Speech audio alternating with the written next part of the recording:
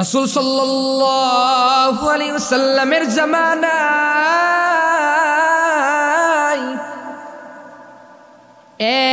এক সাহাবী ওই নবীজির কাছে দামি হওয়ার জন্য বারংবার আমার রবের কাছে দোয়া করে, ও দয়ার মালিক, আমি তো আল্লাহ উহুদের ময়দানে আমি তো আল্লাহ যুদ্ধ করতে পারি নাই, আল্লাহ আমি তো কোনো জায়গায় তো আমি যুদ্ধ তো এজেন্ট করতে পারি নাই রে আল্লাহ। ও দয়ার মালিক আল্লাহ, তোমার কাছে আমি আজকে দোয়া করে হাত তুলি রে আল্লাহ, আজকে মুনাজাতের ভিতরে বলি রে আল্লাহ, ওই নবীজির কাছে দামি হওয়ার জন্য, নবীজির কাছে প্রিয় হওয়ার জন্য আজকে আমি এক জায়গায় যাব, ওই জায়গার কাজটা আমি জানি সফল করতে পারি। আল্লাহ তুমি আমার দোয়াটা আজকে তুমি কবুল করে নিও রে আল্লাহ। রাসূল সাল্লাল্লাহু আলাইহি ওয়াসাল্লামের এক সাহাবী, এই সাহাবীটা হচ্ছে আব্দুল্লাহ ইবনে আতিক। একদিন আব্দুল্লাহ ইবনে আতিক ওই নবীজির কাছে দামি হওয়ার জন্য, নবীজির কাছে প্রিয় হওয়ার জন্য, নবীজির কাছে তার কাছে অনেক পরিমাণ নিজের দামটা বাড়ানোর জন্য একদিন আব্দুল্লাহ ইবনে আতিক এমন করে করে নামাজের পরে রবের কাছে দোয়া করে, এমন করে করে রবের কাছে দোয়া করে, ও দয়ার মালিক আল্লাহ, আল্লাহ গো তুমি আমাকে ওই নবীজির কাছে তুমি আমাকে প্রিয় বানিয়ে দাও।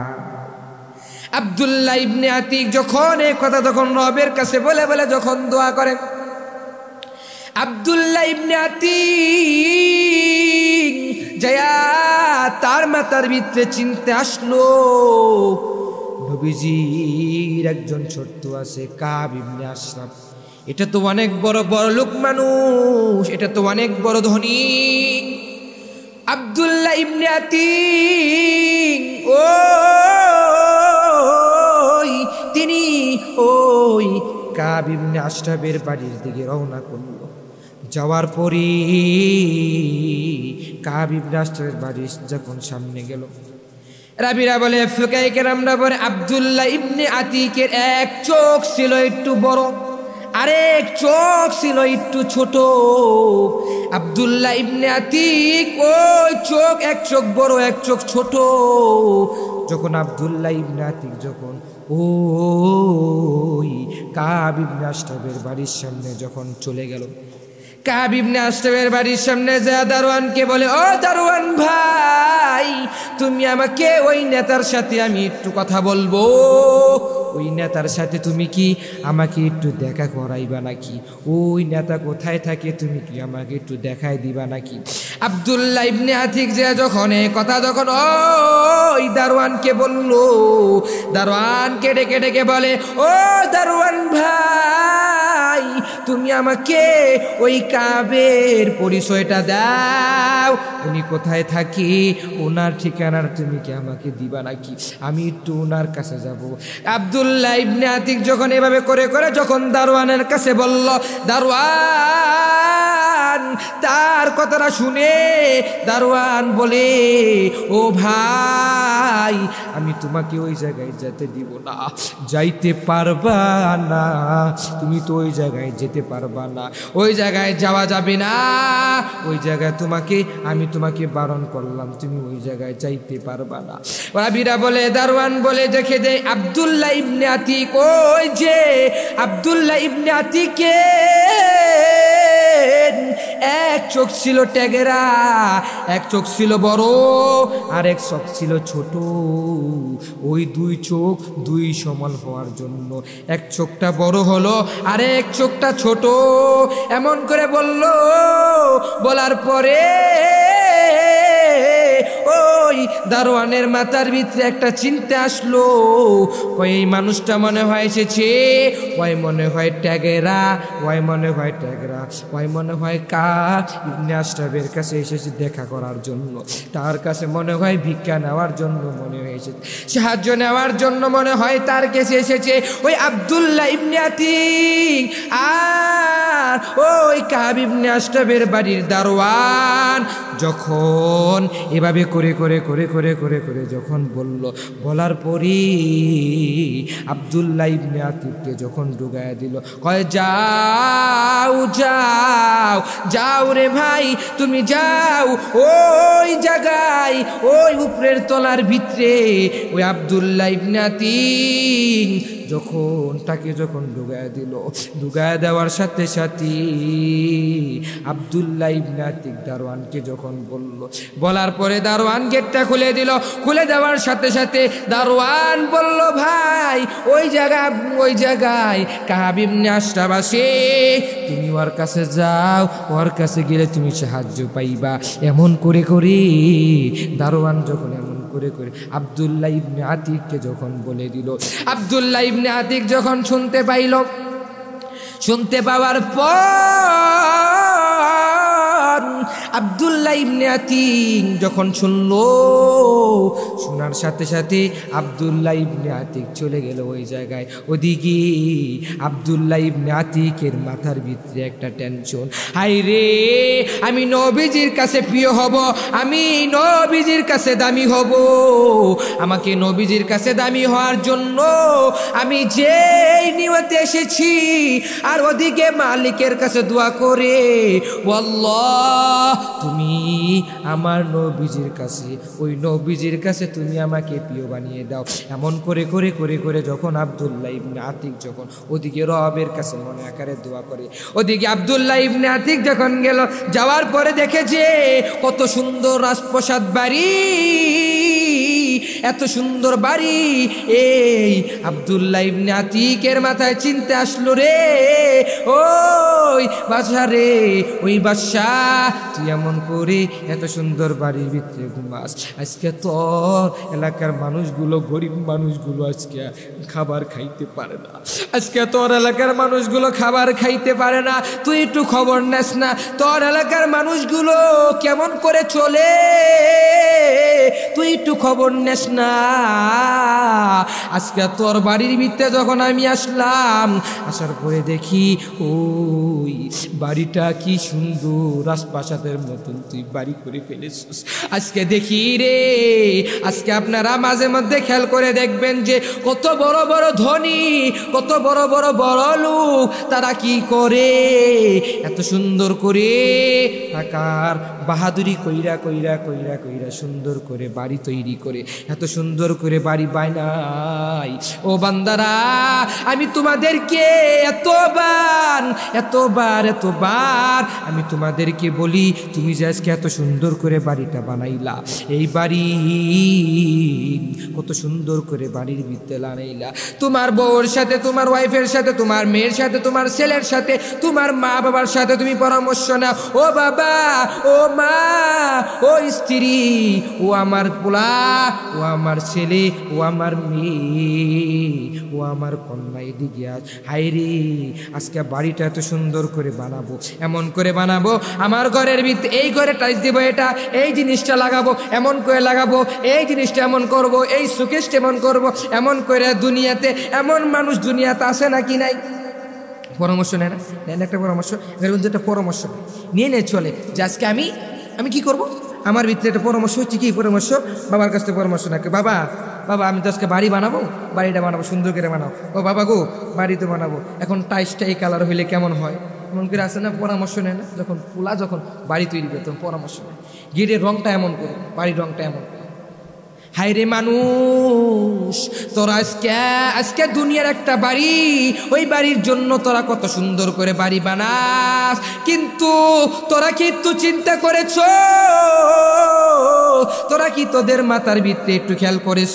আমার রব যে তোকে বানাইছে, ওই রব যে তোকে দুইটা হাত দিয়েছে, ওই রব যে তোকে দুইটা চোখ দিয়েছে, ওই রব যে তোকে জবান দিয়েছে, ওই রব যে তোকে পা দিয়েছে, তুই কি চিন্তা করেছ? ওই রব তোকে বানাইছে, দুনিয়ার সমস্ত জিনিসগুলো আমার রব বানাইছে। ওই রবের যেই কাজের জন্য রব দুনিয়াতে বানাইছে, ওই কাজ যদি আমি না করি, আজকে দুনিয়ার সামান্য বাড়ির জন্য, দুনিয়ার সামান্য বাড়ির মায়াই পড়িয়া, দুনিয়ার সামান্য ঘরের মায়াই পড়িয়া আজকে আমি নামাজ পড়ি না, ইমানটাকে আমি মজবুত করতে পারি না। হায়রে যুবক, তুই এত পরিমাণ নিমো খারাপ হয়ে যাইতেছ। ও যুবক, আজকে থেকে তুই ওয়াদা করে নে, আর জীবনও বান্দা, আর জীবনও গুনার কাজ করবা না। এমন করে করি ওই যুবকরা যখন ডেকে ডেকে জিজ্ঞাসা করি, মালিকের কাছে ডেকে ডেকে বলে, ও দয়ার মালিক, আল্লাহ গো, এই দুনিয়াতে আমার মা নাই, আমার বাবা নাই, এই দুনিয়াতে আমার কেউ নাই। ওই কেউ না থাকার কারণে আজকে দুনিয়াতে সামান্য বাড়ির মায়ায় পইরা আমি কত সুন্দর করে বাড়ি তৈরি করি। বাবারা, আমি তোদেরকে পায়ে হাত ধরে ধরে আমি তোদেরকে বলিয়া যাই, আমি তো একটা সফরি মানুষ, আমি তো অনেক দূর থেকে এসেছি, এসে তোদেরকে দিনের দাওয়াতের কাজের জন্য এসেছি। ওদিকে আব্দুল্লাহ ইবনে আতিক মনে আছে? আব্দুল্লাহ ইবনে আতিক কি করছে? আব্দুল্লাহ ইবনে আতিক যখন কাব ইবনে আশরাফের বাড়ির দিকে গেল, যাওয়ার পরে ওই কাব ইবনে আশরাফের বাড়ির দরজার সামনে যখন চলে যাওয়ার পর আব্দুল্লাহ ইবনে আতিকের মাথার ভিতরে একটা টেনশন, কয় রে, ওই যে দেখ কাব, ওই কাহাব, তুই এত সুন্দর করে ঘুমা, তুই এত সুন্দর করে রাত্রেবেলা থেকে তুই আজকে ঘুমাইতেছ। এদিকে কাহাব যখন দেখলো যে আব্দুল্লাহ ইবনে আতিক যখন কাহাবকে যখন দেখে কাহাব ঘুমাইতেছে, আব্দুল্লাহ ইবনে আতিক যখন দেখলো যে কাহাব ঘুমাই, এত নাক ডেকে কাহাব ঘুমাইতেছে, আব্দুল্লাহ ইবনে আতিক যখন যায় সুন্দর করে যখন গেল, ওদিকে তার মাথার ভিতরে একটা টেনশন, আমি তো নবীকে, ওই নবীর কাছে প্রিয় হওয়ার জন্য আমি তো রবের কাছে দোয়া করেছি, রব তুমি আমাকে নবীজির কাছে প্রিয় বানিয়ে দাও, তুমি আমাকে আমার নবীজির কাছে তুমি আমাকে দামি বানিয়ে দাও। এমন করে করে আমি তো রবের কাছে দোয়া করেছি, আর ওদিকে আমি কাব ইবনে আশরাফকে মারার জন্য চলে এসেছি। আল্লাহ গো, তুমি আজকে আমার মনের আশাটা পূর্ণ করে নিও।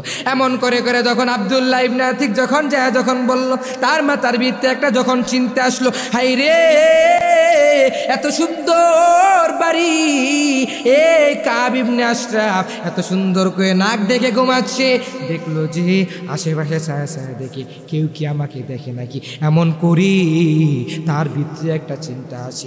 তখন আব্দুল্লাহ ইবনে আতিক যখন আবার রবের কাছে দোয়া করে, ও দয়ার মালিক, আমি তো ওই নবীজির কাছে প্রিয় হব, আমি তো ওই নবীজির কাছে আমি দামি হব, দামি হওয়ার পরেও আমি তারপরে আজকে আমি কাবকে মেরে তারপরে আমি ওই নবীজির দরবারের ভিতরে যাব। এদিকে আব্দুল্লাহ ইবনে আতিকের মনের ভিতরে একটা চিন্তা আসলো, চিন্তা আসার সাথে সাথে আব্দুল্লাহ ইবনে আতিক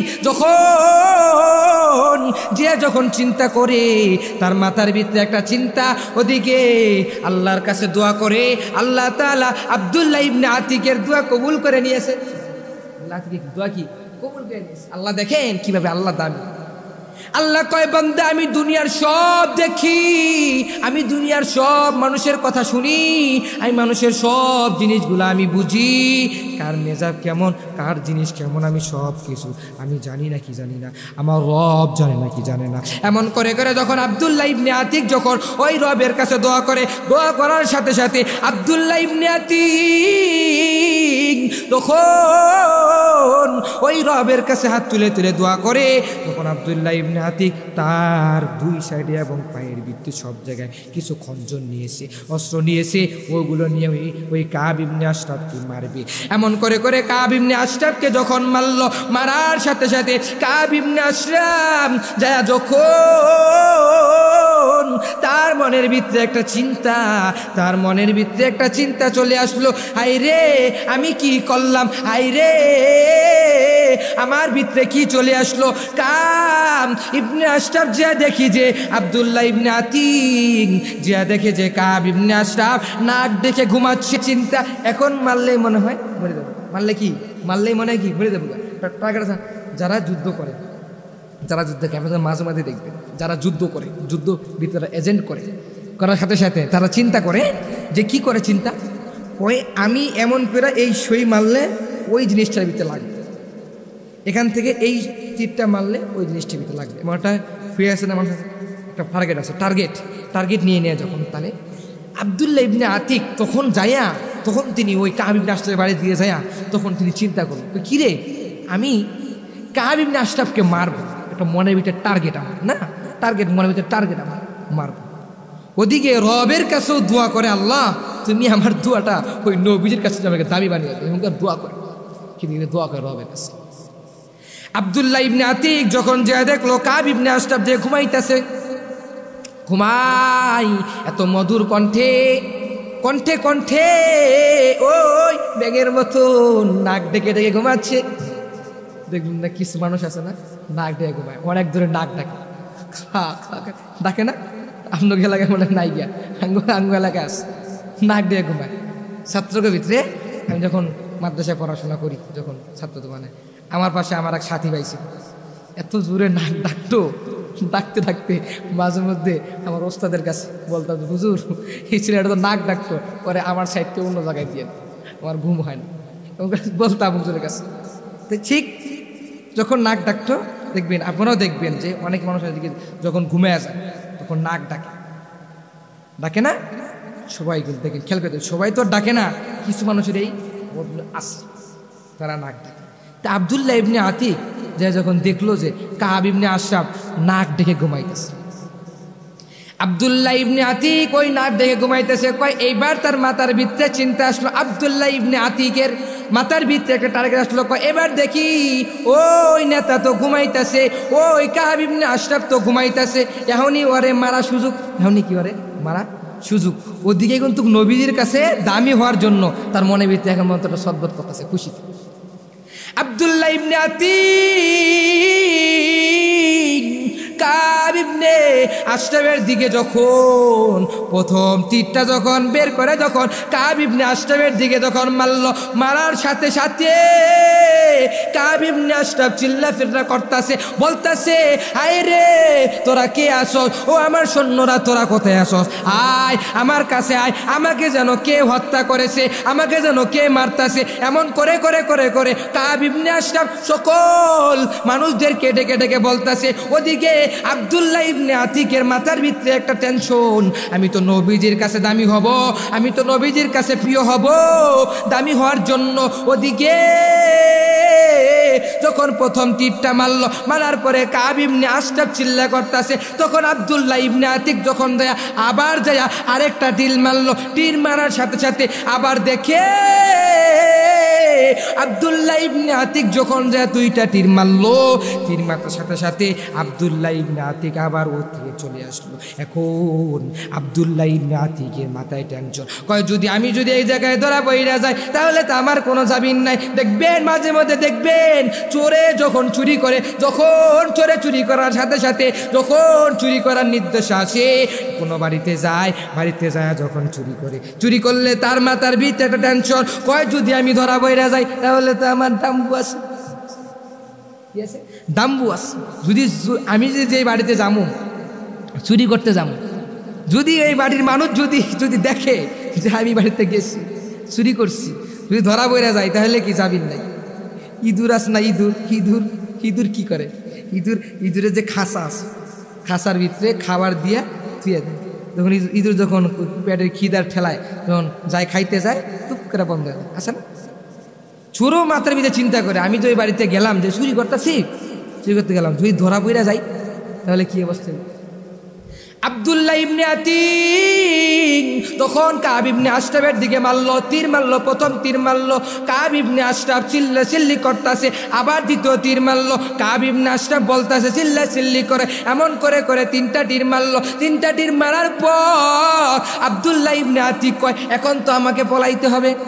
কি করতে হবে? এখন তো পলাইতে হবে। কিন্তু আব্দুল্লাহ ইবনে আতিক তিনি পলাইনি। আব্দুল্লাহ ইবনে আতিক যে যখন কাব ইবনে আশরাফের বাড়ির দিকে যখন নামলো, নামার সাথে সাথে কাব ইবনে আশরাফের বাড়ির পিছনের দিকে চলে গেল। বাড়ির দেওয়াল, একটা বেড়া থাকে না আপনার এলাকার ভিতরে, বেড়া যে কি একটা বাউন্ডারি থাকে না, চারোদিকে ঘিরাইয়া ওর একটা গেট থাকে, তোমার আছে না নেতাকে বাড়িতে, ওই যে নেতার বাড়ি গেটের ভিতরে দারোয়ানদের জিজ্ঞাসা করছে, মনে আসেনি? জিজ্ঞাসা করছে, করার পরে দারোয়ান যখন জিজ্ঞাসা করে ঢুকতে দেন, আব্দুল্লাহ ইবনে আতিককে ঢুকতে দেন না। দেওয়ার পরে দারোয়ান তো পড়ছে ট্যাগরা মানুষ আর কি কেউ মনে হয় সাহায্য লেগে গেছে। ঠিক তেদুরভাবে আব্দুল্লাহ ইবনে আতিক যখন কাব ইবনে আশরাফকে 3টা খঞ্জর মারলো, মারার সাথে সাথে আব্দুল্লাহ ইবনে আতিকের মনের ভিতরে টেনশন, হাই রে এখন 3টা তীর মারলাম, এই 3টা তীর মারে যদি আমাকে কেউ দেখে, যদি আমাকে কেউ জিজ্ঞাসা করে তখন আমার কি অবস্থা হবে? আর আমি যদি ধরা পইরা যাই তাহলে তো আমার জামিন হবে না, আমারে ওরা একসাথে মিলে মারবে। ওদিকে আমি তো নবীজির কাছে প্রিয় হব, তার মনের ভিতরে একটা টেনশন, তার মনের ভিতরে একটা আশা। ওদিকে রবের কাছে দোয়া করে, ও মালিক তুমি আমাকে ওই তোমার বন্ধুর কাছে তুমি প্রিয় বানিয়ে নিও, এবং তোমার বন্ধুর কাছে তুমি প্রিয় বানিয়ে নিও। এমন করে করে বলে। আব্দুল্লাহ ইবনে আতিক যখন কাব ইবনে আশরাফকে মারলো, মারার সাথে সাথে ওই বাড়ির দেওয়ালের উপরে গেল। যাওয়ার পরে ওই বাড়ির যে দেওয়াল আছে, দেওয়ালের উপরে ফাল দিয়ে উঠবো, আছে না ফাল দিয়ে লাভ মারে ওঠে না, আমাকে লাভ মারা উঠছে দেওয়াল উপরে যায়, ধূপ করে আমাকে লাভ মারা উঠছে। লাভ মাইরা উঠার পরে আব্দুল্লাহ ইবনে আতিক যখন লাভ মাইরা উঠলো, উঠার সাথে সাথে কিন্তু আব্দুল্লাহ ইবনে আতিকের মাথায় টেনশন, আমি যে কাব ইবনে আশরাফকে মারলাম, এটা মারছি, ওই মরছে নাকি মরে নাই, এই কথাটা শুননা তারপরে যাব, এই কথা শুননা আমি তারপরে যাব। আমি যে মারছি মরছে নাকি আবার জিন্দা হয়ে গেল গা, যদি জিন্দা হয়ে যায় তাড়াতাড়ি হইল না। কিন্তু টার্গেট ছিল কি, আমি নবীজির কাছে দামি হব, প্রিয় হব, আমি নবীজির কাছে দামটা আমার সম্মানটা বাড়িয়ে দিব। এমন করে আব্দুল্লাহ ইবনে আতিক যখন যায় দোয়া করে, রবের কাছে দোয়া করার সাথে সাথে রব তার মনের আশা মাকসাদটা পূর্ণ করে দেয়। রব বলে, বান্দা তুই আমার কাছে চাও আমি দিব, কিন্তু চাওয়ার মতন চাইতে হবে, চাওয়ার জিনিস কোনটা? এখন যে আল্লাহ গো তুমি তো আল্লাহ। এখন যদি কেউ যে চিন্তা করে, এই আমি যে একটা গাছ লাগাইলাম, সামান্য উদাহরণ দিই, এক পিসেবের কাছে গেছে, যাওয়ার পরে মুরিদের কাছে গেছে, যে মুরিদের কাছে জিজ্ঞাসা করে, কয় পিসে হুজুর কি হয়েছে? কয় হুজুর আচ্ছা আমি তো একটা সন্তান দরকার, আমার কি দরকার? ছেলে দরকার। কয় ছেলে দরকার। কয় আচ্ছা ঠিক আছে তুমি যাও, কিছুদিন পর আইসো। এমনকার পিসাব কইলো, পরে পাঠাই দিল। ওই পিসাবের কাছে গেছি, দোয়া নিতে গেছি, পিসাব কইছে সন্তান দরকার, কিন্তু সন্তান চাইছে, কইছে আচ্ছা ঠিক আছে যাও, সন্তান হবে ইনশাআল্লাহ, তুমি কিছুদিন পর আইসো। তেমন করে পিসাবের কাছে গেল। অনেক দিন পর ওই গেছে, যাওয়ার পর গেছে। কয় পিসাব হুজুর কই আছেন? আসি। কয় হুজুর আইন বাইরে, আমি যে আপনার কাছে কইছি আপনি আমার লেগে দোয়া করবেন, আমার তো ছেলে দরকার। তেমন ছেলে দরকার, আমার তো ছেলে হইল না। পিসাব হুজুর কয় ছেলে হইল না? আচ্ছা ঠিক আছে ছেলে হইল না, তুমি কি বিয়া করছো? কয় না আমি তো বিয়া করি না। দেখেন কত বড় মূর্খ, বিয়া না করে সন্তানের আশা করে, কত বড় ব্যাককাল মানুষ। বিয়া না কইরা যেমন সন্তানের আশা করা যেমন বোকামি, ওই রবের কাজ, রবের গোলামি না কইরা অন্ধকার কবরে যাওয়াটা যেমন একটা জরুরি, রবের গোলামি করে অন্ধকার কবরে যাইতে হবে। বিয়া না কইরা একটা ব্যাক করলে, বিয়া না কইরা যেমন রবের কাছে দোয়া করে, আল্লাহ গো তুমি যে আমাকে একটা সন্তান দাও, পৃথিবীর কাছে গেছে। বিয়া না কইরা যেমন রবের কাছে, পৃথিবীর কাছে যেমন সন্তান চাওয়াটা যেমন বোকামি, আব্দুল্লাহ ইবনে আতিক তখন তখন তিনি যায় তার মনের ভিতরে একটা আশা, আমি যে কাব ইবনে আশরাফকে যে মারলাম, মারার সাথে সাথে উনি কি মরল না জিন্দা আছে এটা শুনে আমি তারপরে, আমি তো জিয়াজুল নবীজি গেছে বলি, এই নবীজি আমি তো আসলাম, আমি তো কাব ইবনে আপনার একটা কাফের গায়ে মারছি, মারার সাথে সাথে মেরে চলে এসেছি, ওখানে মনে হয় মরে গেছে গা, আমি তো আপনার কাছে দাঁড়িয়ে গেছি। যদি বলে নবীজিকে কইব কি প্রমাণ কি, প্রমাণ কোনটা আছে, প্রমাণ কি, প্রমাণ আছে না? একটা মানুষ যদি কোনো গাছ লাগায় কি লাগায়, গাছ লাগায়, এখন মনে করেন কাঁড়ালের গাছ লাগাইলাম, কাঁড়ালের গাছ লাগাইয়া আমি যদি কই কাঁড়াল গাছে 1 বছর পরে লেচু ধরবো কাঁড়াল গাছে? এই কাঁড়াল গাছে কোনদিন লিচু ধরে না। কাঁড়াল গাছে কাঁড়ালি ধরবো, আম গাছে আমি ধরবো, জাম গাছে জামি ধরবো, লেচু গাছে লেচুই ধরবো। কিন্তু তেদরূপভাবে রবের কাছে তুমি যেটাই চাইবা, ও আমার রব তুমি আমাকে ওই নবীজির কাছে কাব ইবনে আশরাফকে মারার জন্য ওই আব্দুল্লাহ ইবনে আতিক রবের কাছে যেভাবে দোয়া করে, আল্লাহ তুমি আমাকে নবীজির কাছে প্রিয় বানিয়ে দাও, এমন করে দোয়া করে তুমিও যদি রবের কাছে দোয়া করো, ও আমার রব তুমি আমার গাছ যে গাল্লাম, ও আমার রব আমি একটা ছেলে দুনিয়াতে আল্লাহ তুমি আমাকে দিলা, এই ছেলেটাকে আমি যেন হাফেজে কোরআন আলেম দ্বীনের বড় খেদমত করার মতো আল্লাহ তৌফিক দেন। দোয়া করো, তাইলে কি আল্লাহ দোয়া কবুল করবো? মাসলুম দোয়া আল্লাহ কবুল করবো। আব্দুল্লাহ ইবনে আতিক যখন শোনার পরে আব্দুল্লাহ ইবনে আতিকের মাথার ভিতরে একটা টেনশন, কয় রে আমি যে কাব ইবনে আশরাফকে যে মারছি, এই কথাটা আমি মরছে নাকি মরে নাই এটা আমি শুনে তারপরে নবীজির দরবারে যাব। ওদিকে কাব ইবনে আশরাফের যেই সৈন্যপন্যরা আছে তারা ওদিকে বলতেছে, হাউ মাউ করে, আমাদের নেতাকে কে যেন মেরেছে, ওকে ধর, আমাদের নেতাকে মেরেছে। এমন করে কাব ইবনে আশরাফের সৈন্যপন্যরা বলে, আব্দুল্লাহ ইবনে আতিক যখন যে এক উঁচু দেওয়ালের উপরে বসলো, বসার সাথে সাথে আব্দুল্লাহ ইবনে আতিক বলতাছে, আমি যে ওই কাব ইবনে আশরাফ মরছে নাকি মরে নাই এই কথা শুনিয়া তারপরে নবীজির দরবারে যাব। কিছুক্ষণ সময়ের ভিতরে আব্দুল্লাহ ইবনে আতিক তার কানের ভিতরে আওয়াজ আসলো যে কাব ইবনে আশরাফ ইন্তেকাল করিয়েছে। ইন্না লিল্লাহি ওয়া ইন্না ইলাইহি রাজিউন।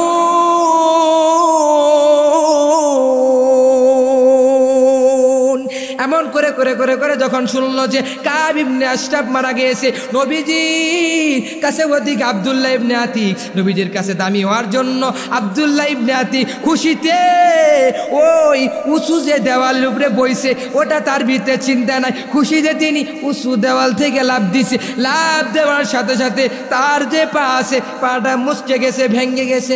ঠিক আছে, উঁচু দেওয়ালতে যখন লাফ দেয় না, আব্দুল্লাহ ইবনে আতিক তার মনের ভিত্তিক আমি কাব ইবনে আশরাফকে মারছি, মারার সাথে সাথে এত বড় মারলাম, মারার পরে শুনলাম যে কাব ইবনে আশরাফ মারা গেছে। হাই রে খুশি ঠেলায় আব্দুল্লাহ ইবনে আতিক তিনি যে উঁচু দেওয়ালে আছে, ওই যে বাউন্ডারি দেওয়াল যে আছে, দেওয়ালের ভিতরে থাইকিয়া এত উঁচু থেকে যে নিচু এরা তার ভিতরে চিন্তা নাই, ধূপ করে লাভ সাথে তার পাওয়াটা ভেঙে গেছে। আব্দুল্লাহ ইবনে আতিক তিনি ওই লুলা পাউলিয়া ন্যাংনা পাউনিয়া নবীজির দরবারের ভিতরে গেল।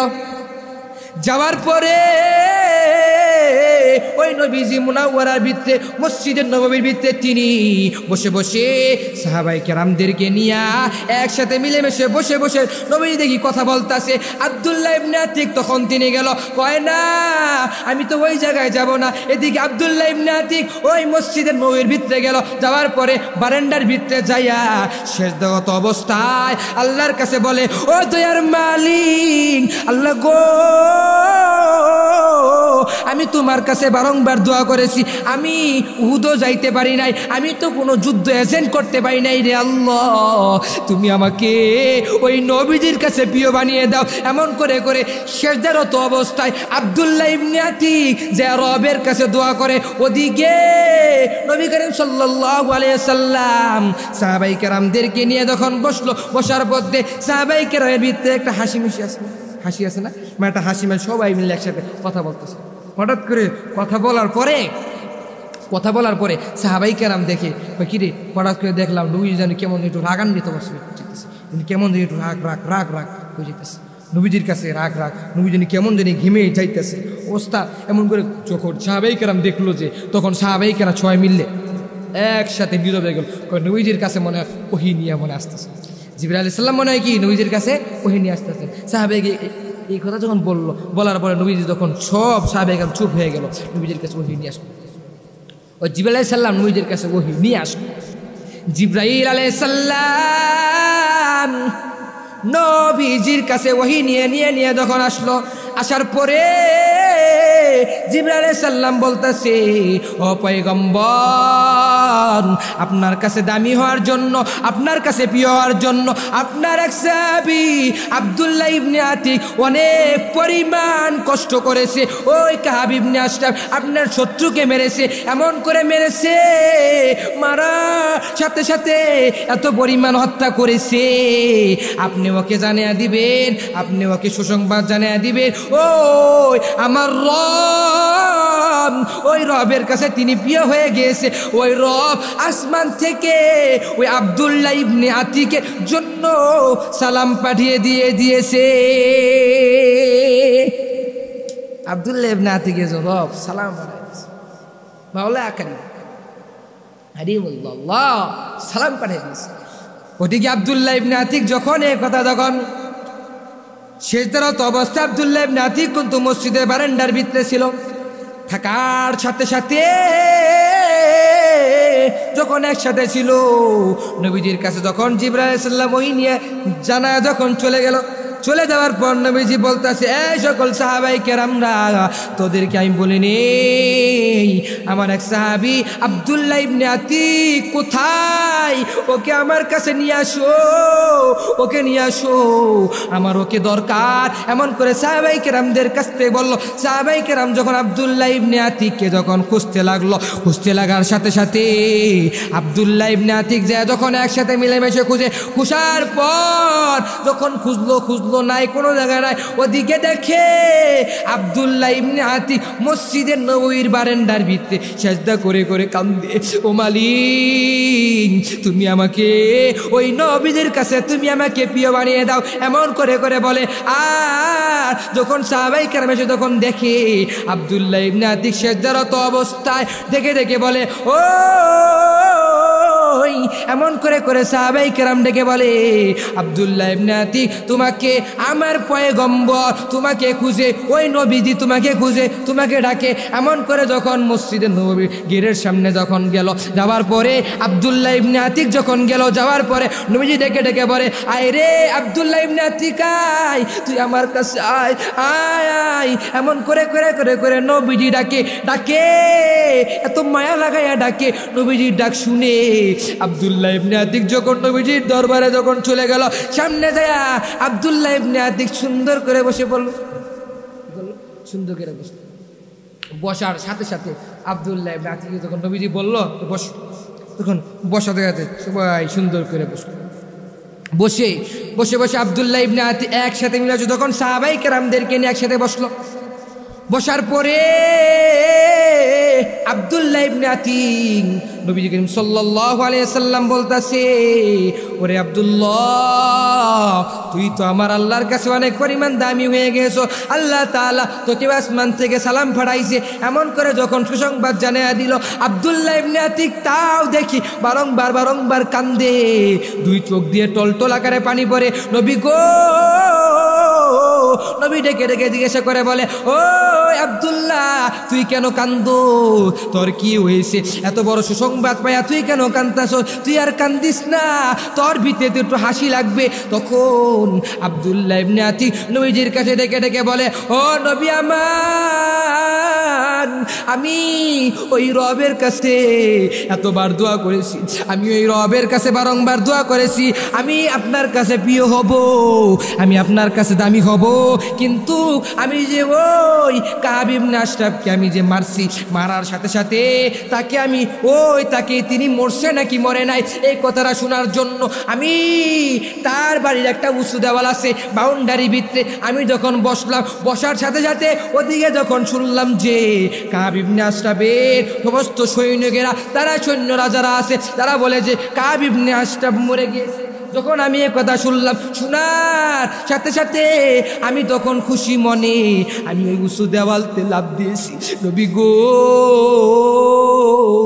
লাফ দেওয়ার সাথে সাথে আমার পায়ের ভিতরে আমি একটা দুঃখ পাইছি। নবী গো, এই ব্যথা তো আমি সহ্য করতে পারি না। ও নবী গো, আমি তো অনেক দূর থেকে ন্যাংরায় ন্যাংরায় এসেছি, আজকে আমার এই পা নাই, আজকে পা হারা হয়ে গেলাম রে নবী, আমি দুনিয়াতে আর কিভাবে এমন করে করে চলবো। এমন করে করে যখন আব্দুল্লাহ ইবনে আতিক যখন কেঁদে কেঁদে আমার নবীকে ডেকে ডেকে যখন এ কথা যখন বলল, নবীজি বলে, রে আব্দুল্লাহ, তুই কোনো চিন্তা করিস না, চিন্তা করিস না রে, তোর ভিতরে কোনো চিন্তা থাকবে না, তোর ভিতরে কোনো চিন্তা নাই, তুই কোনো চিন্তা করবি না। নবী করিম সাল্লাল্লাহু আলাইহি ওয়াসাল্লাম সাথে সাথে তিনি কাব ইবনে আশরাফকে ডেকে ডেকে ডেকে ডেকে এত পরিমাণ তার মুখের যেই নুটা আছে, তার মুখের যেই থুতুটা আছে, থুতু মুবারকটা আছে, তার মুখ মুবারক থেকে যেই থুতু মুবারকটা আছে, ওই থুতু মুবারকটা আব্দুল্লাহ ইবনে আতিকের পায়ের ভিতরে যখন লাগাই দিল, আব্দুল্লাহ ইবনে আতিক বলে, যে রে আমার পা মনে হয় মানুষদেরকে জেরে জেরে বলতাছে, ও মানুষেরা, আমি তো ওই নবীজির কাছে দামি হওয়ার জন্য আমি তো কাব ইবনে আশরাফকে হত্যা করেছি, আবার হত্যা করে আসলাম, পায়ের ব্যথায় আমি তো সহ্য করতে পারি না, পায়ের যে ব্যথা পাইছি ব্যথা তো আমি সহ্য করতে পারি না। আমার ভিতরে একটা টেনশন চলে আসলো, যখন ওই নবীজির কাছে যখন আমি গেলাম, যাওয়ার সাথে সাথে নবীজির কাছে গেলাম, একসাথে মিলে যখন নবীজি যখন ওই তার থুতু মুবারক, তার জবান মুবারক থেকে, থুতু মুবারক থেকে যখন আমার পায়ের ভিতরে দিল, আমার মনে হয় আগের থেকে আমার পা অনেক পরিমাণ ভালো হয়ে গেছে। এমন করে করে আব্দুল্লাহ ইবনে আতিক যখন যা শুনলো, যে আমার মনে হয় কি আগের থেকে আমার পা মনে হয় আগের থেকে, আগে যেমন ছিল এর থেকে আরো দ্বিগুণ ভালো হয়েছে। এমন করে তার ভিতরে চিন্তা চলে আসলো। আব্দুল্লাহ ইবনে আতিক কয়, কিরে চিন্তা রে, মনে হয় কি আগের থেকে আমার পা আরো ভালো হয়ে গেছে। দেখছেন নবীজির কাছে দামি হওয়ার জন্য কত বড় তিনি কতবার তিনি রবের কাছে দোয়া করছেন। আমি নবীজির উম্মত হয়ে নবীজির সুন্নতগুলো ধরতে পারি না, নবীজির কাজগুলো করতে পারি না। কেন পারি না? আমি তো মুখ, আমার ভিতরে চিন্তা থাকে, আমি কেন কাজ করে পারি, আমি কেন কাজ করতে পারি না। আমার রব যে আমাকে দুনিয়াতে পাঠাইছে, কি কাজের জন্য পাঠাইছে, কি গোলামি করার জন্য পাঠাইছে, আমি কি করতেছি, কি নিয়ে আমি কবরে যাব, এটা নিয়ে কেউ গবেষণা করছি, চিন্তা ঠিক করছি, করি না। যেই মা আমাকে 10 মাস 10 দিন গর্ভে রেখেছে, ওই মার কাছে দামি হওয়ার জন্য, প্রিয় হওয়ার জন্য মাকে সুন্দর করে ভরণ পোষণ করি। কিন্তু যে আল্লাহ আমারে বানাইছে, যে আল্লাহ আমাকে দুনিয়াতে পাঠাইছে, এত সুন্দর করে যে আল্লাহ বানাইছে, কিন্তু আমি ওই আল্লাহর কথা আমি সারাদিনের মধ্যে মনে হয় একবার মনে বলি না, ভিতরে জাগে না। কেমন জাগে? মানুষ ভিলেন্টের ভিতরে আছে, মানুষে গুনাহ করে। সাহাবাই কেরাম তারা কিভাবে তারা ইমানটাকে এত পরিমাণ মজবুত করে চলছে, নবীজির কাছে দামি হওয়ার জন্য তারা কেমনে চলছে বলি, দামি হওয়ার জন্য। কিন্তু আমি আর আপনি ওই নবীজির উম্মত হইয়া নবীজির সুন্নত মানি না, আল্লাহ যেই কাজের জন্য পাঠাইছে আমাকে ওই কাজ করি না। আমার মতো নিমুখারান মানুষ মনে দুনিয়াতে কমে আছে। কেন থাকবে? কেন তুমি ইমানটাকে বিক্রি করে ফেলছো? কেন তোমার ভিতরে কেন ইমানটা থাকে না? তুমি নবীর উম্মত, তুমি নবীর উম্মত, তোমাকে আল্লাহ বানাইছে সেই কাজের জন্য বানাইছে, যে জিনিসের জন্য বানাইছে ওই জিনিস করে করে তারপরে যাইবা, আমল করে, ঠিকই কাজ করে আমলকে মজবুত করে তারপরে যাই পারবো নি ইনশাআল্লাহ। সবাইকে আমলকে মজবুত করতে পারবো নি? নাকি আমল মজবুত করতাম না? করবো? আমল মজবুত করবো নি? নাকি হুজুর বয়ান করে গেলেন, বুঝছি, আপনি কইবেন শেষে সর্বশেষ কি কইবেন? তোমরা সবাই নামাজ পড়ো, রোজা রাখো, হজ করো, উমরা করো, এই কথাই কইবেন, নামাজের কথা কইবেন। হুজুর গেলাম, আজকে আব্দুল হাকিম সাহেব হিসাব কঠিন বয়ান করলো, বয়ান কইরা গেল গা, এত সুন্দর করে বয়ান, কণ্ঠ দিয়ে বয়ান শুনলেন, গজলও শুনলেন, সবই শুনলেন, সবই ভাল লাগে। হুজুরে যখন কইলো নামাজের কথা কইলো, এমন হুজুরে নামাজের কথা কইছে, হুজুর আচ্ছা ঠিক আছে হুজুর পড়মুনি হুজুর, এমন করে গেল। পড়ার সাথে সাথে যখন নামাজের কথা কইলো আর কয় না, আচ্ছা ঠিক আছে বাসায় যেয়া মাকে বোঝায়, মা হুজুরে তো কইছে, বয়ানে কইছে, নামাজের কথা কইছে, আচ্ছা ঠিক আছে ফজরের সময় ডাক দিও। মা কয় বাবা ফজরের সময় ডাক দেয়, বাবা উড়োস না কে, উড়োস না কে, উড়োস না কে, কয় মা আজকের থেকে না কালকে থেকে, আজকে থেকে না কালকে থেকে। তো তুমি কি আর বাঁচলে দিতাম? এমন মা যখন আবার জোহরে কয় বাবা যাস না কে, মা কালকে থেকে কইছি না, কালকে থেকে ঘুমের ঠেলা গেছি তো।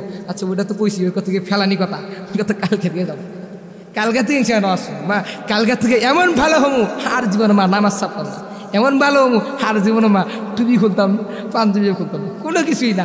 কালকে থেকে আর জীবনও জীবনও জীবনও নামাজের মিথ্যা, নামাজ আর জীবনও ছাড়তাম না, এমন করে মারে।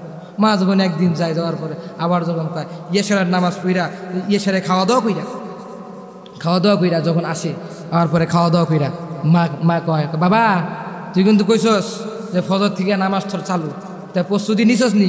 হ মা নিছি একবারে প্রস্তুতি নিয়ে আলাইছি, এমন করে নিয়ে বলে প্রস্তুতি নিয়ে, যখন প্রস্তুতি নিয়ে আলাইছে তখন ডাক দেয় মা যখন ফজরের সময় ডাক দেয় বলে বাবা উড়োস না কে, মা এখন তো আমার বয়স, জোয়ান বয়স, বুড়া হইলেই নামাজটা পড়বো, কি দরকার শীতকালের ভিতরে এত উজু কইরা ঠান্ডা পানি বুঝতে মন চায় না, কম্বলে তলে কি আর কম্বলে তল থেকে আর বাইরেতে মন চায়। এমন করে যুবকরা বলে না মার কাছে বলে না, যুবক তুমি যেমন করে বলো, যুবক তুমি কি একটু চিন্তা করছো, তুমি কি চিন্তা করছো তোমার রব তোমাকে বানাইছে, তোমার আল্লাহ তোমারে বানাইছে, এত সুন্দর করে বানাইছে, এত সুন্দর করে চেহারা দিছে, চেহারার ভিতরে তুমি কত সুন্দর করে সাজুগুজু করো, কত সুন্দর করে সেজে তুমি চলো, কিন্তু ওই রব যে তোমাকে বানাইছে, দুনিয়াতে কোনো নেতার যদি গোলামি করি, কোনো যদি এমপির যদি গোলামি করি, কোনো প্রধানমন্ত্রী, কোনো কেয়ার যদি কোনো নেতা চেয়ারম্যান যারা আছে বলুক যে মানুষের যদি কোনো মহাজনের যদি গোলামি করি, ওই মহাজনের যদি বিরোধিতা করি, তাহলে কি মহাজন আমাকে রাখবে? রাখবে না। আল্লাহ কয় বান্দা আমি তোকে এতবার তোকে আমি ডাকি, আয়, তোকে মুয়াজ্জিন সাহেব ডাকে, মুয়াজ্জিন সাহেব এত সুন্দর করে আজান দিয়ে তোকে ডাকে মায়া লাগা ডাকে, এতবার ডাকে, তাও তুই আস না। কিন্তু কাল হাসরের ময়দানে যখন তোকে জিজ্ঞাসা করা হবে, তখন তুই কোথায়? তখন তোর আমল নামা যখন চেক করা হবে, তখন কোথায় যাবি? তখন আর পারানি সুযোগ নাই, আমার জালে বলতে। এজন্য ভাই আল্লাহ তাআলার কাজগুলো করে সবাইকে যাওয়ার তৌফিক দান করে, সকলে বলে আমিন। এবং আল্লাহ তাআলা সঠিক কাজগুলো করে সবাইকে যাওয়ার তৌফিক দান করে, সকলে বলে আমিন। এটাই না, কাব ইবনে আশরাফ যখন গেল, যাওয়ার পরে একসাথে মিলেমিশা কাব ইবনে আশরাফ যখন গেল, কাব ইবনে আশরাফ যখন কাফের নিজের দুশ্মন তাকে যে হত্যা করেছে, মনে আসেনি নাকি? ভুলে গেছেন? ঘুমাই গেছেন। যখন কাব ইবনে আশরাফ যখন বললো, কাব ইবনে আশরাফ মরে গেল। আব্দুল্লাহ ইবনে আতিক যখন গেল, যাওয়ার পরে নবীজির কাছে তামিল, নবীজি তার কাছে কেঁদে বললাম, নবীজি পয়গম্বর গো, নবী গো, আমি তো পায়ের ভিতরে ব্যথা পাইছি, আমাকে একটা কিছু দেন, দিয়ে ঠিক করে দেন। নবীজি তখন তার মুখ থেকে মুখ মরক থুতু নিয়া, টুলুমরক নিয়া তখন এই জায়গায় দিল। সঙ্গে সঙ্গে আব্দুল্লাহ ইবনে আতিক লগে তিনি বলতেছে যে আমার পা মনে হয় আগের থেকে আরো দ্বিগুণ ভালো হয়েছে। কি পরিমাণ সুন্নত মানছে, কি পরিমাণ নবীজির সুন্নত মেনে চলছে। তুমি আর আমি সুন্নত মানি না। নবীজি বলে এতবার নবীজির সুন্নতের কথা বলি, এতবার মায়া লাগাইয়া সুন্নতের কথাগুলো বলি, এতবার কণ্ঠ দিয়া হাদিস দিয়া সুন্নত দিয়া, এতবার তোমাদেরকে এত মধুর কণ্ঠে শুনে তোমাদেরকে বলি, বাবারা তুমি নবীজির সুন্নত ধরো, ওই নবীজির সুন্নতটা ধরে তারপরে যাও। আল্লাহ তাআলা তোমাকে যে বানাইছে, ওই আল্লাহ তাআলার কাজগুলো গোলামি করে তারপরে যাও।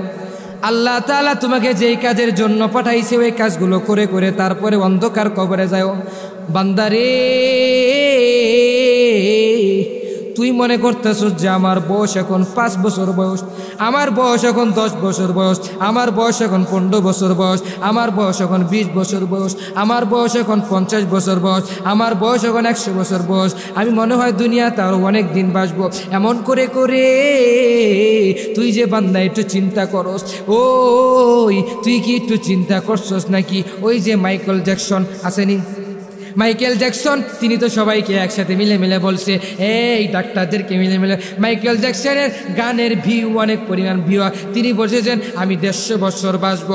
এমন করে করে মাইকেল জ্যাকসন তিনি যখন একসাথে মিলেমিশে যখন বলল, তখন মাইকেল জ্যাকসনের যে গান গায়, গানের কিন্তু অনেক পরিমাণ ভিউয়ার্স, অনেক পরিমাণ ভিউ হয়। ওই মাইকেল জ্যাকসনের দিকবান্দা খেয়াল করো, মাইকেল জ্যাকসন তার সকল মানুষদেরকে ডেকে ডেকে বলে আমি কিন্তু 150 বছর বাঁচবো।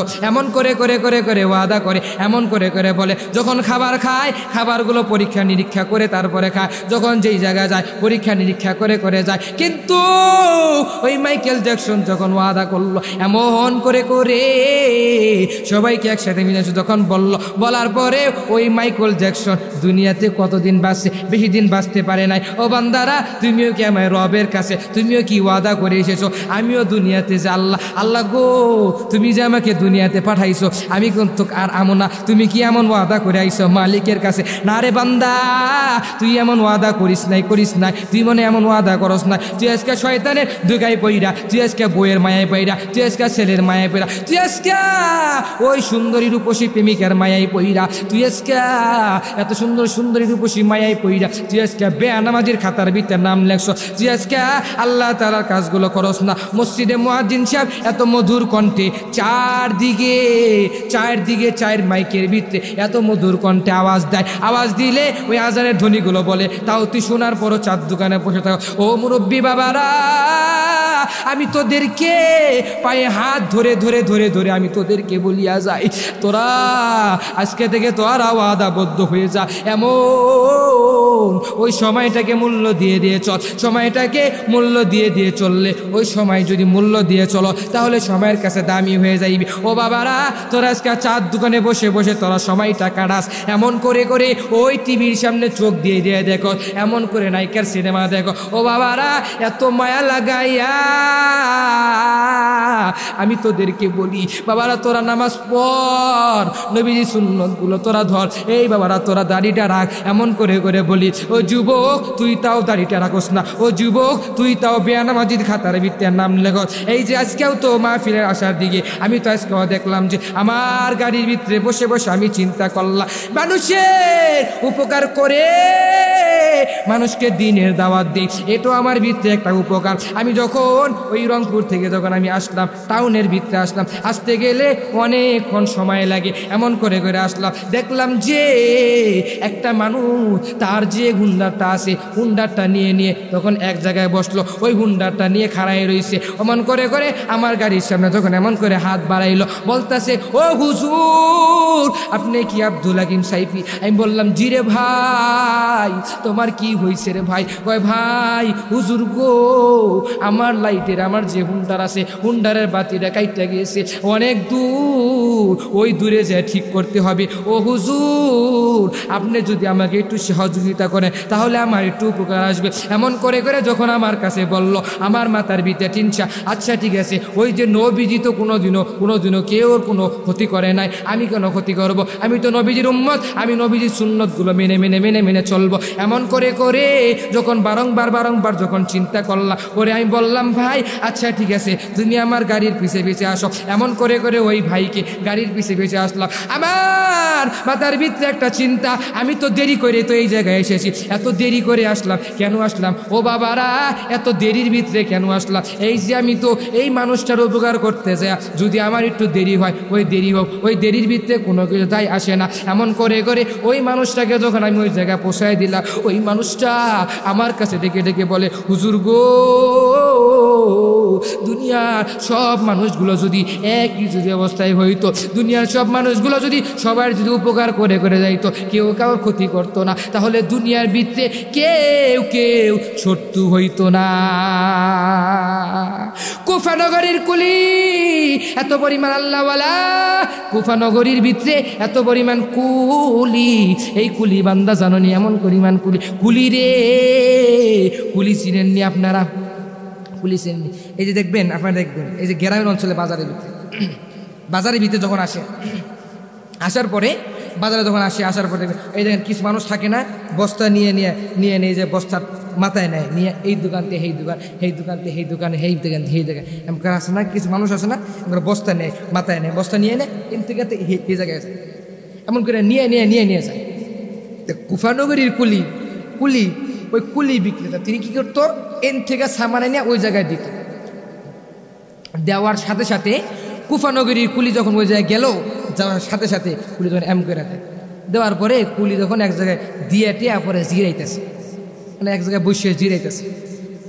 কুফানগরী কুলি, ওই বান্দা তোমরা খেয়াল করে শুনবা, কুফানগরী কুলি এত পরিমাণ দামি কেমনি হইল? কুফানগরীর কুলি এত পরিমাণ নামাজ ব্যক্তি, এত পরিমাণ আল্লাহওয়ালা মানুষ। ওই কুলি তিনি তো মানুষের খালি উপকার করতো, কোনোদিন কেউ ক্ষতি করতো না। মানুষের উপকার করে করে করে করে করে করে তিনি চলতো, বারংবার বারংবার উপকার করত। এমন করে করে দেখবেন, এই যে কিছুদিন আগে আমিও তো দেখছি, টাঙ্গাইলের ভিতরে এক বুড়া মহিলা, টাঙ্গাইলের ভিতরে এক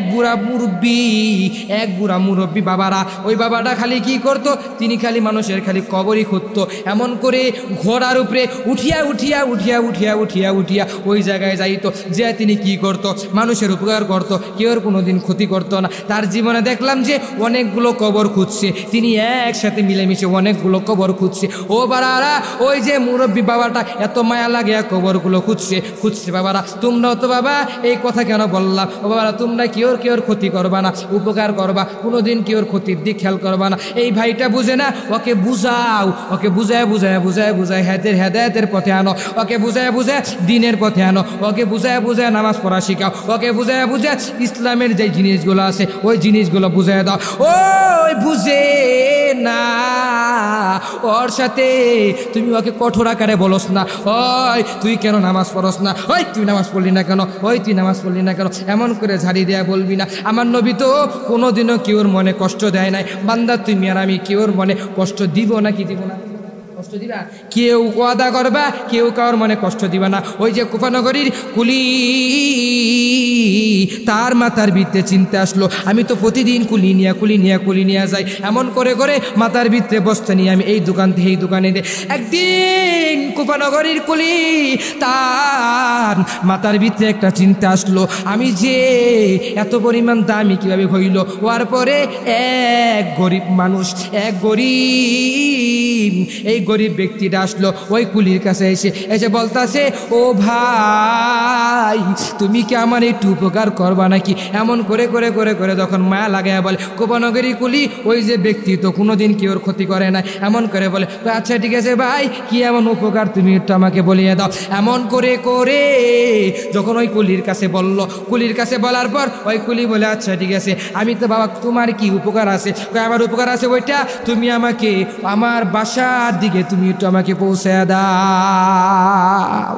এমন করে করে কুফানগরীর কুলির কাছে যখন যা বলল, ওই কুফানগরী কুলির তার একটা ঘোড়া ছিল, ওই ঘোড়ার উপরে একসাথে বলল, ভাই আচ্ছা ঠিক আছে, এই ঘোড়ার উপরে ওঠো, আমি তোমাকে তোমার বাসার ভিতরে পৌঁছায় দিব, আমি তোমাকে যেই ঠিকানা আছে ওই ঠিকানার ভিতরে পৌঁছায় দিব। এমন করে করে কুফানগরী কুলি যখন রাস্তায় দিয়ে যাইতেছে, ঘোড়ার উপরে উঠিয়া উঠিয়া উঠিয়া উঠিয়া এমন করে করে যাইতেছে। যাওয়ার পরে প্রতিমধ্যে যাওয়ার পরে দুইটা রোড, কয়টা রোড? দুইটা রোড। আপনারা দেখবেন যে এই যে যখন আমি আজকে আসলাম, আসার পরে দুইটা রোড দেখলাম, এই যে আসার পরে দুইটা এমন করে ভাগ হয় আমাদের কাথরার ভিতরে যেটা আছে, দুইটা রোড বসার পরে আসার পরে এই রোডটা দিয়ে গেলে দেরি হবে, এই রোডটা দিয়ে গেলে তাড়াতাড়ি হবে। আছে না এমন রোড আছে। তা কুফানগরী কুলি যখন ওই ইয়ার ভিতরে ওঠার পরে তখন বলতাছে, আচ্ছা ঠিক আছে, আপনি ঠিক আছে, দুইটা রোড, এই রোডটা দিয়ে গেলে তাড়াতাড়ি হইব, এই রোডটা দিয়ে গেলে দেরি হবে, তাই তুমি এই রোডটা দিয়েছো। ওই কুফানগরীর কুলি তার কাছে যখন বলার সাথে সাথে কুফানগরী কুলি বলতাছে, আচ্ছা ঠিক আছে, আমি তো এই রোড দিয়ে প্রতিদিনই যাতায়াত করি, আমি তো এই রোড দিয়ে প্রতিদিনই চলি, এই রোডটা দিয়ে গেলে তো অনেক দূরমান জঙ্গল, ওই জঙ্গলের ভিতরে তো আমি যাব না।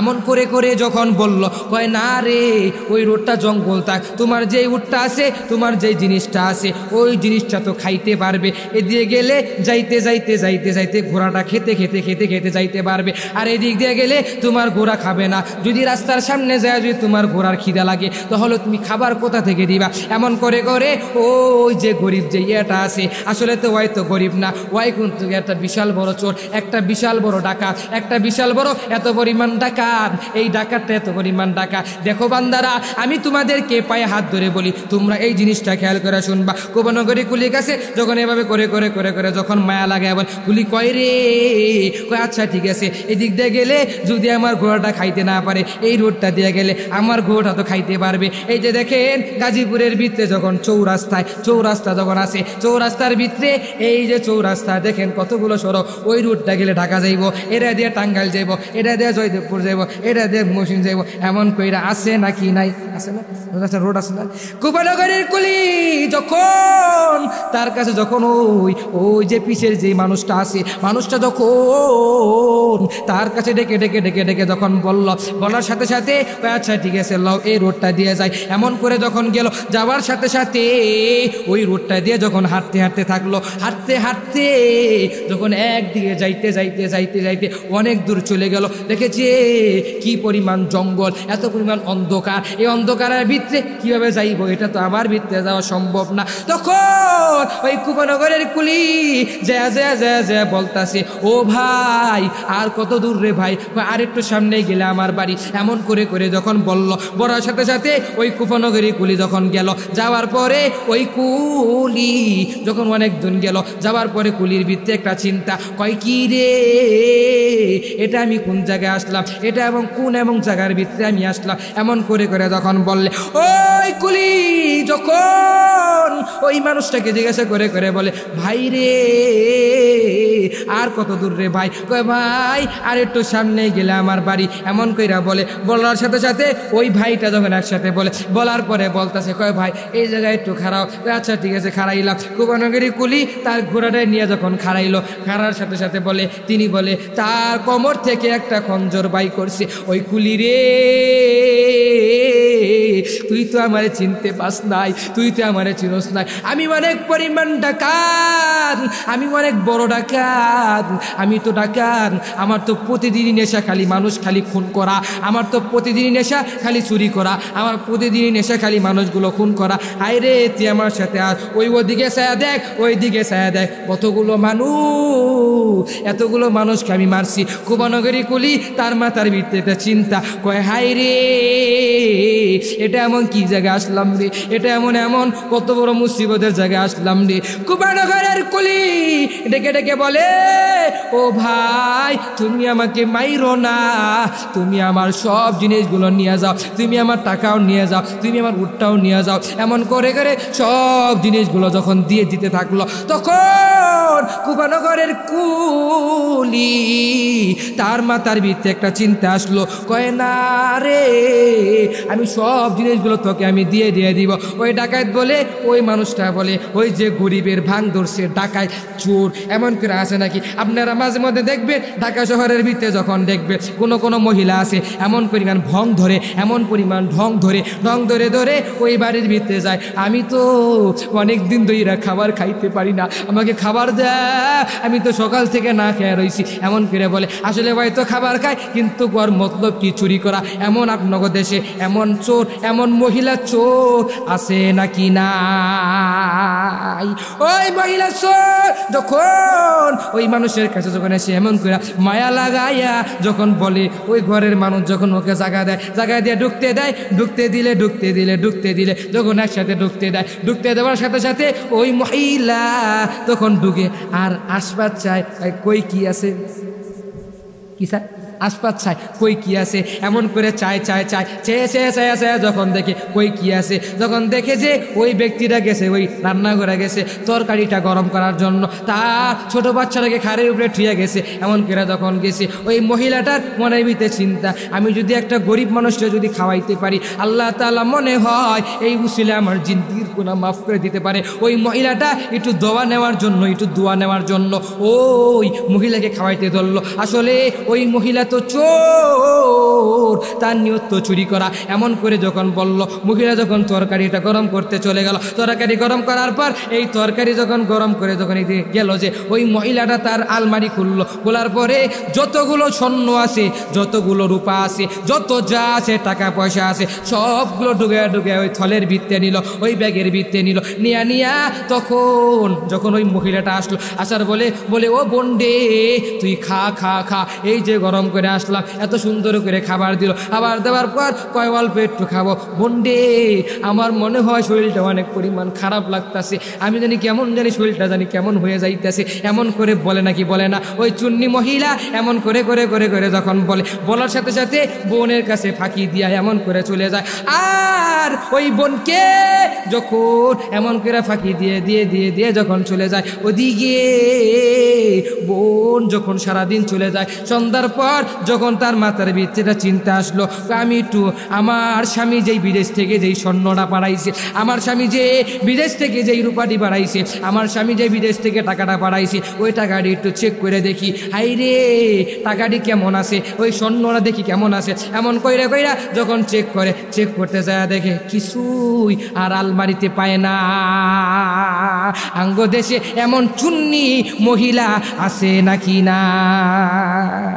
কিন্তু এই কথা যদি বিচার যদি নেতার কাছে দেই, আঙ্গ দেশের নেতারা বিচার করে কিন্তু করে এমন কইরা করে না, কয় ওই নুনি তো আমার তো লগেই থাকে, আমার লগেই তো হাসাতে দেখা হয়। ওই যে সোরে যদি কয় নেতার কাছে কয়, ও নেতা আপনারাকে আমি যদি চুরি করি, এর থেকে কিছু 50% আপনি নিবেন, আর 50% আমারে দিবেন, এমন কইরা কইরা সোর নেতাকে বলে নাকি বলে না? আপনার এলাকা নাই মনে হয়, আঙ্গ এলাকা আস আমাকে ট্যাক্স নেয়, ট্যাক্স নিয়েছিল। ওই যে কুপানগরের কলি যায়া যখন তার মাথার ভিতরে একটা চিন্তা আসলো, হয় রে এত উপকার করতে যায়, আজকে আমাকে জঙ্গলের ভিতরে রাখার পরে এই জঙ্গলের ভিতরে যখন আমি আসি, এসে আমার দিকে আবার দিকে খঞ্জর বাই করছে, আমাকে মেরে ফেলবে। আমি তাকে বারংবার বলি, ও ভাই রে তুই আমার টাকা পয়সা সব নিয়ে যা, সব কিছু তুই নিয়ে যা, তাও আমাকে ছেড়ে দে, এমন কেরা বলি, কিন্তু তাও শুনে না। ওই তার মাথার ভিতরে চিন্তা, আমি তোর সব নিব, কিন্তু তাও আমি তোকে ছাড়বো না। তুই যদি এই চুরি কইরা তুই যদি ওই জায়গায় যাস, আর যদি তুই বাজার করে যাস, এমন করে তোকে যদি আমি যদি ছাইরা দেই, তাহলে তুই যে বাজারে সমস্ত মানুষের কাছে বলবি, আর আমি যখন ধরা পড়ে যাব, তখন ধরা পড়লে আমার তো জামিন নাই, আমাকে মানুষগুলো মারবে, ওই পুলিশের কাছে দিবে, আমার সারা জীবন ওই জেলের ভাত খাইতে হবে। এমন করে যখন বলার সাথে সাথে ওই কুলির ভিত্তে চিন্তা, কয় ভাই রে আচ্ছা ঠিক আছে তুই আমারে মারবি, ঠিক আছে, আচ্ছা ঠিক আছে মারবি, ঠিক আছে, আমি তোকে কোনোদিন বারণ করবো না। কয় ভাই রে আজকে তোকে বলিয়া নে, আমি তোর কাছে একটা জিনিস চাই। কয় কি এমন আশা আছে তুই একটু বল। সবার আশা তো পূরণ করি, আমার বউয়ের আশা তো পূরণ করি, আমার ছেলে মেয়ের আশা পূরণ করি, আচ্ছা ঠিক আছে তোর সামান্য একটু আশা, এই আশাটা তাই পূর্ণ করবো। এমন করে যখন বলার সাথে সাথে বলে যে ভাই তুমি আমাকে 2 রাকাত নফল নামাজ পড়ার সময় দাও। এমন করে যখন কুপানগরীর কুলি যায়, যখন ওই চোরের কাছে বলল, চোরে কয় মাত্র 2 রাকাত নামাজ, আচ্ছা ঠিক আছে সময় দিব, কিন্তু তাড়াতাড়ি পড়বি, যদি মানুষ হয়ে পড়ে তাহলে তোরা তো মারতে পারবো না, কিন্তু তাড়াতাড়ি করে পড়বি। এমন করে কয় ঠিক আছে, আচ্ছা এমন করে যখন বলে কুপানগরী কুলির কাছে যখন যা বলে, কুপানগরী কুলি যখন এই কথাটা শোনার পরে ওই কুপানগরী কুলি যে কুলিটা আছে, এই কুলিটা যায় নামাজ নিয়ে ওই তার যেই খঞ্জর আছে, তার যেই থলেটা আছে, কুপানগরী কুলি দেখবে মাঝে মধ্যে দেখবে কোনো মানুষ যদি সফরে যায়, সফরে গেলে তার একটা হাতে ব্যাগ থাকে না, যেমন আমি আসছি, আমার একটা ছোট ব্যাগ আছে, ওই ব্যাগের ভিতরে আমি কি নিয়েছি, আমি এক সেট কাপড় বেশি করে নিয়ে আসি। আমি তো চিন্তা করে এসেছি আমি এখান থেকে আমি রংপুর থেকে অমুক জায়গায় যাবো, আমি তো গাজীপুর থাকি, গাজীপুর থেকে আমি রংপুরে আসবো, রংপুরে এসে আমি আজকে আমি সারা রাত থাকবো, থাকার পরে আবার সকালবেলা আমি ফ্ল্যাটের ভিতরে চলে যাবো। এমন করে করে আমার চিন্তা আছে। সকালে গোসল করে ফ্রেশ হয়ে তারপরে ড্রাইভারকে বলবো আচ্ছা ঠিক আছে গাড়ি টানো, এমন করে রাখবো। আবার আমার ঢাকাতে মাহফিল ধরতে হবে, আমার গাজীপুরে এসে মাহফিল ধরতে হবে। এমন করে করে একবারে বাড়ির থেকে নিয়ত করে এসেছি। মার কাছে বলে আসি মা আমি তো 5 দিন ধরে আমি বাড়িতে আসবো না, আমার অনেক দূরের পরিমাণ সফর। এমন কইরা বলে এসেছি। আমি যখন বলে এসেছি আমার মা আমাকে একটা থলের ভিতরে ব্যাগ দিল। ওই ব্যাগ নিয়ে আমি যখন রওনা করলাম, ওই ব্যাগের ভিতরে আমার কাপড়, ওই ব্যাগের ভিতরে কাপড় আছে, ওই ব্যাগের ভিতরে কত সুন্দর আছে, ওই ব্যাগের ভিতরে আমার যা লাগে সব কিছু আমি নিয়ে নিয়েছি। একটা লগে জায়নামাজও নিয়ে নিয়েছি। আমার গাড়ির ভিতরে তো এমনি তো অটোমেটিক জায়নামাজ থাকে, কিল্লেগে অনেক দূরের সফর, ওই যে নামাজ তো পড়তে হবে। অনেক জায়গায় তো মসজিদে যায় যখন নামাজ পড়তে পারি না, বারান্দা যায় পড়তে হয়, ময়লার ভিতরে নামাজ তো পড়তে মন চায় না, তখন জায়নামাজটা বিছিয়ে আমি নামাজটা আদায় করে নেই। এমন করে গাড়ির ভিতরে একটা জায়নামাজও রেখেছি। এমন করে করে রেখে রেখে রেখে রেখে রেখে রেখে আমি যানবাহনের জন্য রওনা করি। এমন করে করে বলি ওই কোপানগরীর কুলি তখন যায়, তিনি যখন বাড়ির থেকে রওনা করে একটা জায়নামাজ নেয়, একটা টুপি নেয়, একটা আতর নেয়। এমন করে করে তার যা লাগে সব জিনিসগুলো ওই উটের উপরে নেয়। উটের উপরে দেখবেন মাঝে মধ্যে দেখবেন ঢাকাতে যখন আপনারা যান উটের গলার ভিত্তি এমন করে ঝুলায় রাখছে, ঝুলে রাখার পর ওই উটের গলার ভিত্তি এই জিনিসগুলো রাখে। কোপানগরীর কুলি যখন এই কথা যখন বলার পরে কোপানগরীর কুলি যখন চোরের কাছে বলল ভাই রে আচ্ছা তুই তো আমাকে মারবি, কোনো অসুবিধা নাই, আমি তোকে মারার সুযোগ দিলাম, কিন্তু আমার 2 রাকাত নফল নামাজ পড়তে হবে। এই 2 রাকাত নফল নামাজ পড়ে পড়ে আমি তারপরে যাব। ওই ভাই আমাকে 2 রাকাত নফল নামাজ পড়ার জন্য সুযোগ করে দাও। কোপানগরের কুলি যায় যখন ওই 2 রাকাত নফল নামাজ পড়ার জন্য যায় নামাজটা বিছিয়ে যখন বসিয়া গেল, বসিয়ে যাওয়ার পরে এই কোপানগর কুলির ভিতরে একটা টেনশন চলে আসলো। ভাই কি রে মাথার ভিতরে একটা টেনশন রে। এভাবে করে করে আবার ওদিকে ডাকাতও বলতাছে হয় কুলি রে তাড়াতাড়ি নামাজ পড়বি, দেরি করবি না, যদি দেরি করস তাহলে তোকে তো মারতে পারবো না, আর যদি দেরি কর তাহলে নামাজি অবস্থায় তোকে মেরে ফেলবো। এমন করে হুমকি দেয়। কোপানগর কুলি ভাই আচ্ছা ঠিক আছে ভাই, আচ্ছা ঠিক আছে 2 রাকাত নামাজ পড়ার সময় করে দাও। 2 রাকাত নামাজ পড়ার জন্য সুযোগ করে দিল। সুযোগ করে দেওয়ার সাথে সাথে যখন জায়নামাজ বিছিয়ে যখন নামাজের মুসল্লি খাড়িয়ে গেল, ওদিকে জায়নামাজটা বিছিয়ে বিছিয়ে যখন নামাজের ভিতরে খাড়িয়ে গেল, খাড়িয়ে যাওয়ার পর যখন এমন করে আল্লাহু আকবার বলে তাকবীর বাঁধার পরে পরে যখন সূরা ফাতিহা পড়ে, ফাতিহা পড়লে আলহামদুলিল্লাহি রাব্বিল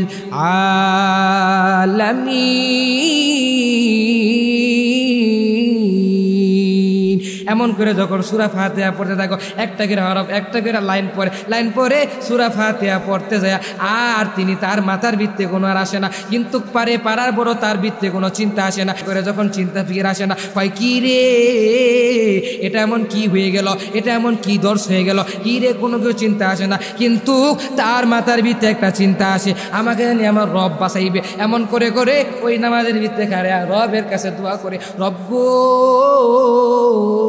তার তো কোনো সূরা কিছু মনে আসে না, সূরা ফাতিহা পড়ে তাও মনে আসে না, আলহামদুলিল্লাহি রাব্বিল আলামিন 1 লাইন খালি পড়ছে, বাকিটুকু আর মনে আসে না। এমন করে করে যখন আর পরে আর ওদিকে কোপানগরী কুলি নামাজে খাড়ায় রবের কাছে দোয়া করে, রব গো এটা তুমি আমার কি এমন পরীক্ষা দিলা, রব গো এটা তুমি এমন কি এমন পরীক্ষা দিলা, এই পরীক্ষাতে আমি মনে হয় পাশ করতে পারবো না, আমার তো বাসার ভিতরে আমার আমার জন্য অপেক্ষারত আছে, আমার তো বাসার ভিতরে আমার ছেলে মেয়ে অপেক্ষার জন্য আছে। আজকে যদি আমাকে মাইরা ফেলায় আমার বউ আমার যখন মরার খবর শুনবে, শোনার সাথে সাথে আমার বউরা কান্দাকাটি করবে, রব গো তুমি আমাকে বাঁচাও বাঁচাও। এমন করে করে রবের কাছে দোয়া করে, ওদিকে রব আসমান থেকে রব যেই মানুষের কথাগুলো বলে, মাঝে মধ্যে খেয়াল করে শুনবেন যে রব যে কথাগুলো বলে, এই যে আমি যে কথা বলতেছি এই রব শুনে নাকি শুনে শুনে না। আপনি যে কথা বলে রব শুনে না কি শুনে না, প্রধানমন্ত্রী যে কথা কয় রব শুনে না কি শুনে না, এমন করে যাই যেই কথা বলে ওই কথাগুলো আমার রব শুনি। আর রব শুনে সব জিনিসগুলো রব তো পারে যে আমার বান্দারা আমার কাছে চায় আমি দিব। কুমারনগরের কুলি যায় যখন ওই রবের কাছে এমন কইরা যায় না, মাঝে খারে যখন দোয়া করে, ওদিকে আমার আল্লাহ তাআলা জিবরাইলকে বানাইলো, ও জিবরাইল যাও ওই কফির কাছে যাও। কফির কাছে যায় তখন বলো, তখন একটা মানুষ পাঠাইলো, পাঠানোর পরে একটা সাদা ধরনের ফেরেশতা পাঠাইলো। পাঠানির পরে ওই যখন সে ফেরেশতারা যখন আসলো, আসার পরে দেখলো যে আল্লাহ তাআলার আদেশে নিয়ে যখন ফেরেশতারা আসলো, আসার পরে এই মানুষটা আসার পরে সাদা ধবধবে মানুষ এমন কইরা আসলো, আসার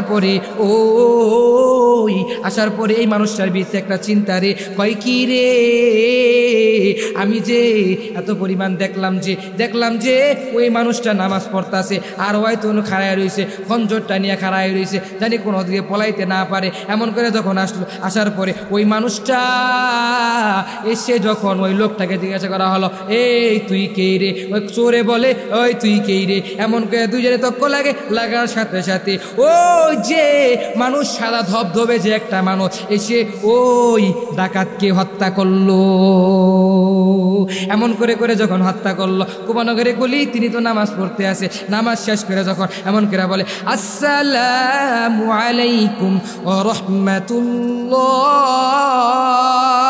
এমন করে যখন ডানে সালাম ফিরায়, আবার যখন বামে সালাম ফিরায়, এমন করে সালাম ফিরায়, যখন রবের কাছে দোয়া করে, দোয়া শেষ করতে দেরি আর ওই ডাকাতকে বিন্দু পরিমাণ মারতে দেরি হয় না। যখন কুকুলি যখন দোয়া শেষ করে যখন আসলো, আসার পরে দেখে যে ধবধবে একটা মানুষ, ওইদিকে ডাকাতটা মরে গিয়েছে, ধবধবে মানুষ খুন কইরা যাইতেছে। কুলি তার জিনিসপত্র ফেলাইয়া ওই মানুষটার দিকে রওনা করলো, ও ভাই আর যাস না রে ভাই, তুই কে রে, একটু আমার পরিচয় দে। এমন কইরা কুলি বলে না কুলি যখন বলার সাথে সাথে কুলির ভিতরে চিন্তা, কয় না রে তুই আমাকে চিনবি না, আমার রব তোকে ওই যে তুই যে যাই না মাঝে বসে দোয়া করেছ, যাই না মাঝে খারে রবের কাছে সাহায্য চাইছো, ওই রব আমাকে পাঠাইছে আর তোকে সাহায্য করছো। ও বান্দারা, আমি তোদেরকে বলে রাখি, যে কোনো জিনিস তোমার দরকার লাগে, তুমি দুনিয়াতে তুমি একটা জিনিস কিনবা, ওই রবের কাছে দোয়া করবা, রবের কাছে দোয়া করলে রব তোমাকে দিবে নাকি দিবে না? সামান্য কুলিয়ে যদি দিতে পায় তাহলে তোমার আমাকে দিবে নাকি দিবে না? অবশ্যই 100% দিবে, কিন্তু চাওয়ার মতন চাইতে হবে। তুমি তাহাজ্জুদ পড়ে চাইবা, তুমি জোহরের নামাজ পড়ে চাইবা, ফজর পড়ে চাইবা, আসর পড়ে চাইবা, জোহর পড়ে চাইবা, এমন করে 5 ওয়াক্ত নামাজে পড়ে চাইবা। ফজরের সময় চাইবা, আবার জোহরের সময় চাইবা, আবার আসরের সময় চাইবা, আবার মাগরিবের সময় চাইবা, আবার ইশারের সময় চাইবা। এমন করে তুমি চাইবা, চেয়ে তুমি ওই রবের কাছে যা দরকার তুমি সব চাইবা, ওই রব তোমাকে দিবে। কিন্তু রব দেওয়ার মতন দিলে রবের কাছে দেওয়ার মতন চাইতে হবে। তুমি যদি ওই সিনেমা হলের ভিতরে যদি চাও, আমার রব দিবে? কোশ্চিন কালও দিবে না। তুমি যদি ওই চুরি করো, চুরির মুশকিল অবস্থা যদি চাও, আমার রব দিবে না। ওই যে ভাই রে, একটা কুলি রে আমার আল্লাহ তাআলা বাঁচাইলো, কিন্তু তোমারে আমার আল্লাহ তাআলা বাঁচাইবে। ভাই তোর আজকে ওয়াদাবদ্ধ হয়ে যা, তোর আজকে ওয়াদা করে না, আর জীবনও বিপদে পড়লে দুনিয়ার কোনো মানুষের কাছে চাবি না। মানুষ হয়েছে উছিলা, সব চাবি কার কাছে? আমার রবের কাছে। আমার রবের কাছে চাইলে ওই রব তোকে দিবে। এমন করে চাবি, তোর টাকা দরকার রবের কাছে যা, তোর বাড়ি দরকার রবের কাছে যা, এমন করে চা। চাওয়ার পর যখন তুই চাবি, এ ভাই রে আমিও তো এমন করে রবের কাছে চাইছি, ও রব গো আমার মা আমাকে অনেক কষ্ট করে মাদ্রাসায় পড়াইছে, রব গো দুনিয়ার সমস্ত মানুষগুলো বয়ান করে, এমন করে বয়ান যখন শুনতাম, রব গো তুমি আমাকে একটা ওই বয়ানে বসার জন্য, ওই চেয়ারে বসার জন্য তুমি আমাকে একটা সুযোগ কইরা দাও।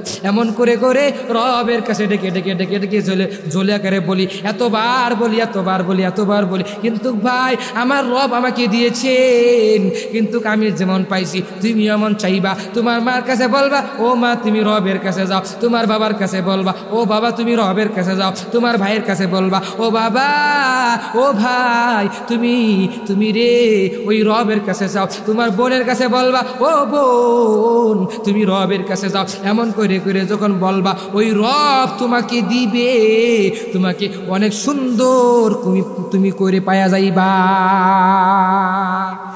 ইমানটাকে মজবুত করে করে চলবা। বাবারা এই যে বাবারা তোমাদেরকে এত পরিমাণ মায়া লাগায়া বলি, বাবারা দেখবা যে এই যে কিছুদিন আগে তোমাদেরকে দেখছি, গতকালকে ওর ভিতর যখন আমি সকালবেলা আসলাম, আসার পরে সকালে যখন মাহফিল করে আমি যখন আসলাম, আসার পরে রাত্র যখন অনেক গভীর হয়ে গেল, গভীর হয়ে যাওয়ার পরে আমি এসে তখন আমি মাকে ডেকে ডেকে বলি, দেখি আমার মা কই, মাকে ডেকে ডেকে এত মায়া লাগায়া বলি, ও মা গো